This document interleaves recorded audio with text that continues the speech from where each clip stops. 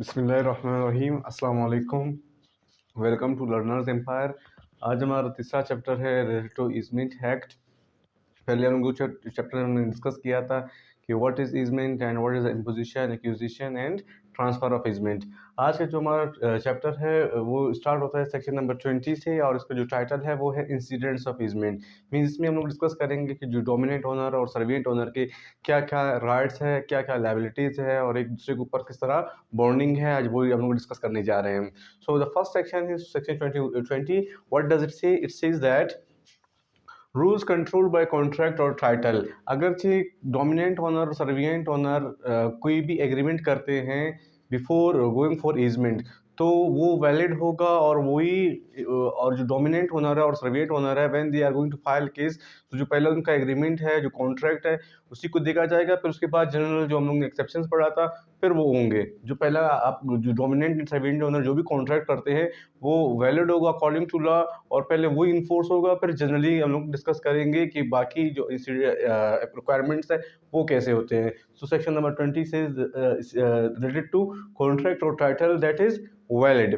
फिर हमारे यहाँ पे आते हैं section number 21 that says bar to use unconnected with enjoyment. हम लोगों ने शुरू में पढ़ा था कि जो ईजमेंट का राइट है वो बेनिफिशियल पर्पस के लिए होता है। अगर से कोई जो डोमिनेंट ओनर है वो उसको हार्मफुल या इलीगल या अनलॉफुल पर्पस के लिए एक्योर करना चाहता है, या जो उसको राइट मिला है उसे अनलॉफुल के लिए, अनलॉफुल कॉन्ट्रैक्ट के लिए या अनलॉफुल यूज करने के लिए एक्योर करता है, तो इस सूरत में जो ईजमेंट का राइट है वो खत्म हो जाएगा। तो डोमिनेंट ओनर को हमेशा चाहिए जो जब वो इजमेंट क्लेम करता है तो वो लॉफुल पर्पस के लिए होना चाहिए। अगर जब वो अनलॉफुल है तो फिर क्या कहता है लॉ कि वो बाहर है, यानी कि वो इस्तेमाल नहीं कर सकते। तो हमेशा डोमिनेंट ओनर को लॉफुल पर्पस के लिए इजमेंट क्लेम करना चाहिए, नॉट फॉर अनलॉफुल। फिर हमारे यहाँ पे है section 22। What does it says? Exercise of easement, confinement of exercise of easement.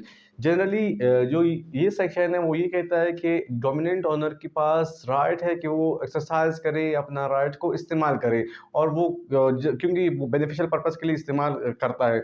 लेकिन फिर साथ में ये सेक्शन ये भी कहता है अगर जो डोमिनेंट ओनर है वो ये चाह रहा है, सपोज वो कैसा प्रॉपर्टी है सर्विएंट ओनर का जिससे वो डैमेज होने का खतरा है उस प्रॉपर्टी का, और वो जो डोमिनेंट ओनर है वो चाह रहा है कि भाई मुझे दरमियान से रास्ता मिले, और जिसकी वजह से जो डोमिनेंट सर्विएंट हेरिटेज है उसको नुकसान हो रहा है। तो फिर इस सूरत में लॉ ये कहता है, तो डोमिनेंट पहला कहता है कि डोमिनेंट ओनर के पास राइट है कि वो एक्सरसाइज करे अपनी ईजमेंट को। फिर बाद में कहता है confinement of exercise of easement. अगरचे वो जो ईजमेंट का राइट है उससे जो सर्विएंट ओनर है उसको डैमेज हो रहा है या उसको डैमेज मिल रहा है, तो इस सूरत में फिर जो डोमिनेंट ओनर है he is not allowed to do, और वो ऐसा कर नहीं सकता। और हमारे यहाँ पे ये सेक्शन भी है, section A is related to this section is sorry मतलब सब class that says that A has a right of way over B's field. A must enter the way of at either and not at any intermediate point. तो जो explanation उसमें भी यही लिखा गया है कि अगर से ए के पास राइट है, राइट ऑफ ईजमेंट, तो वो किसी भी एक हैंड से, सपोज हो कि टॉप या बॉटम, किसी भी एंड से वो इंटर हो सके हो और उसको इस्तेमाल करे। लेकिन उसके पास ये राइट हासिल नहीं है कि वो जो सर्विएंट ओनर का प्रॉपर्टी है उसको ही डैमेज कर दे और वो दरमियान से अपने लिए रास्ता बना, जिसकी वजह से सर्विएंट ओनर को लॉस हो। तो एक तरफ से ये सेक्शन डोमिनेंट ओनर को राइट देता है कि वो अपना राइट ऑफ इजमेंट इस्तेमाल कर सके, और दूसरी तरफ से उसको बॉन्ड करता है कि with in proper guidance and with in proper law and with in lawful purpose वो इस्तेमाल कर रहे हैं। अगर अनलॉफुल हो और जिसकी वजह से सर्विएंट ओनर को नुकसान हो, तो इस सूरत में इस्तेमाल नहीं कर सकता। फिर हमारे यहाँ पे section number 23 what does it says? Right to alter mode of enjoyment. और सेक्शन 23 ये कहता है कि डोमिनेंट ओनर के पास राइट मौजूद है कि वो अपना मूड ऑफ एंजॉयमेंट को चेंज करे। Alter means change. अल्टर का क्या मतलब है? What does alter means? Alter is where is written this one. Alter means वो चेंज कर सकता है। सपोज ओके पहले डोमिनेंट ओनर यहाँ से इस्तेमाल कर रहा था इस जगह से, ये तो उसका राइट ऑफ वे, तो उसको चेंज करके यहाँ पे ला सकता है। तो ये सेक्शन में ये कहता है कि जो पहला वाला रास्ता था, अगर सर्विएंट ओनर के लिए बर्डन नहीं था, तो वो अपना डोमिनेंट हेरिटेज अपना रास्ते को तब्दील कर सकता है उस सूरत में जब सर्विएंट ओनर के पास बर्डन ना हो। अगर सर्विएंट ओनर को लॉस हो, उसमें बर्डन हो, तो फिर वो ऐसा नहीं कर सकता। फिर हमारे यहाँ पे है next section, section number 24 that says right to do acts to secure enjoyment. तो डोमिनेंट ओनर के पास ये राइट मौजूद है कि वो जिसका इंजॉयमेंट करता है राइट टू वे को या लाइट को या वाटर को, वट एवर इज देयर, उसको सिक्योर करे, उसको महफूज करे। सपोज कि एक ऐसा रास्ता है जो टूटा हुआ है, तो डोमिनेंट ओनर के पास ये राइट मौजूद है कि जो सर्वेंट ओनर ने इसको जो ज़मीन का रास्ता दिया था उसको वो महफूज करो, उसको बिल्ड करे, उस पर टाइल लगा दे या उसको रिफर्निश करे। तो डोमिनेंट ओनर के पास ये राइट मौजूद है। सर्वेंट ओनर को ये नहीं कह सकता कि आप मेरे ज़मीन पे क्यों टाइल लगा रहे हो या मेरे ज़मीन को क्यों रिफर्निश कर रहे हो। तो इस सूरत में ही can not do, why, because dominant owner has the authority to use the land for a beneficial purpose and to secure enjoyment. He can have expansion on that, he can spend on that. फिर उसके बाद next one है section number 25, that is liability for expenses necessary for preservation of easement. फिर section 24 कहता है कि उसके पास right मौजूद है कि वो ऐसा कर सकता है अपना प्रॉपर्टी को सिक्योर करने के लिए, अपना राइट को सिक्योर करने के लिए वो एक्सपेंसेस कर सकता है।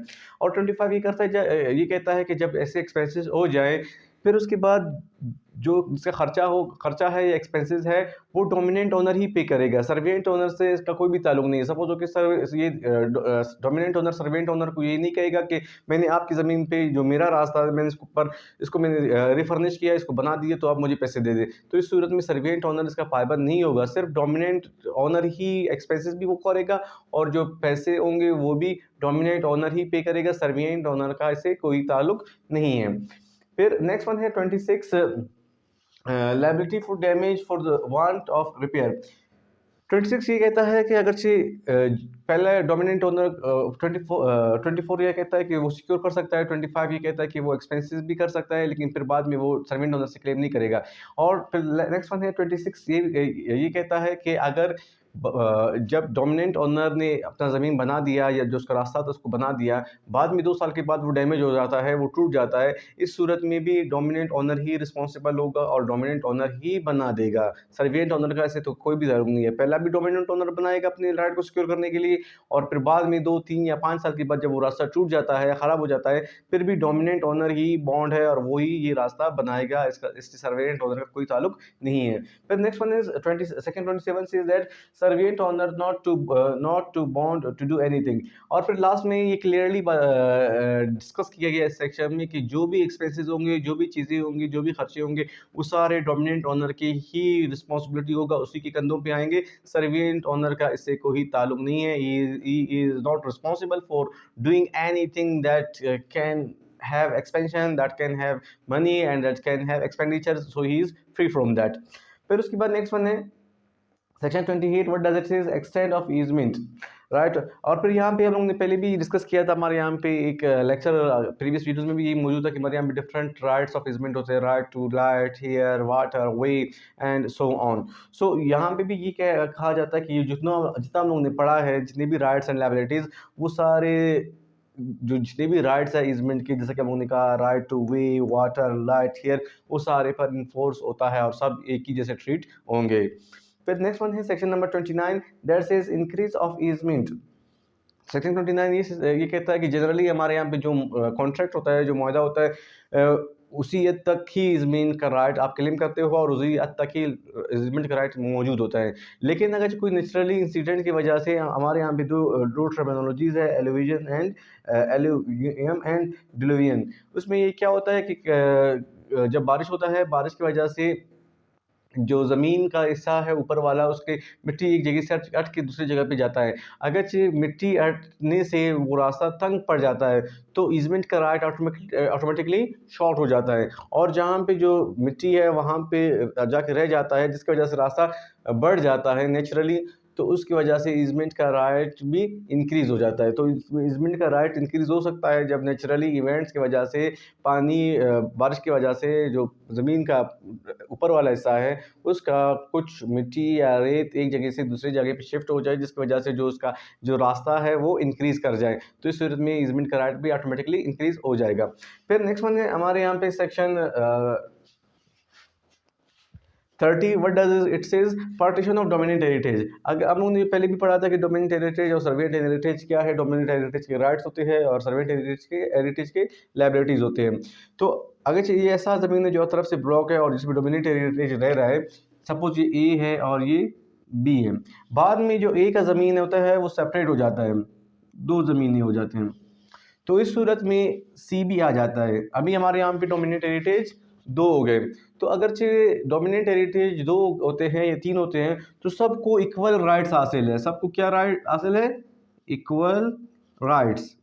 सर्विएंट ओनर ये नहीं कहेगा नया ऑनर से, नया डोमिनेंट ओनर से कि मैं आपको रास्ता नहीं देता हूँ, सिर्फ जो पुराना वाला था मैं उसी को रास्ता दूंगा। I do not have anything to do with you, he can not do this one and he has the same right as the previous owner और एज द को ओनर। सबके पास एक ही राइट मौजूद है। सेक्शन 30 ये discuss करता है कि अगर डिवीजन भी हो जाए और डिवीजन में जो नया को ओनर भी आ जाता है तो जो डोमिनेंट ओनर है या डोमिनेंट हेरिटेज है तो उसका भी वही राइट्स होंगे जो पहले वाले डोमिनेंट हेरिटेज के होंगे, और सर्विएंट ओनर इसको बाउंड नहीं करेगा कि मैंने पहले वाले को दिया था, अभी मेरा आपसे कोई ताल्लुक नहीं है। We will not do this one. फिर हमारे यहाँ पे नेक्स्ट वन है last section, section number 13, obstruction in case of excessive user.